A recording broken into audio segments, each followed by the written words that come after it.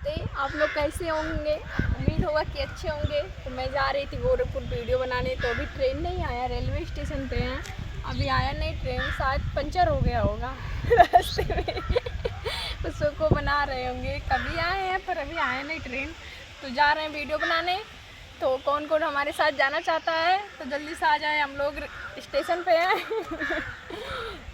तो अभी कैमरामैन भी नहीं आए हैं और वो भी नहीं आया, ट्रेन भी नहीं आए हैं, ट्रेन भैया जो भी होते हैं।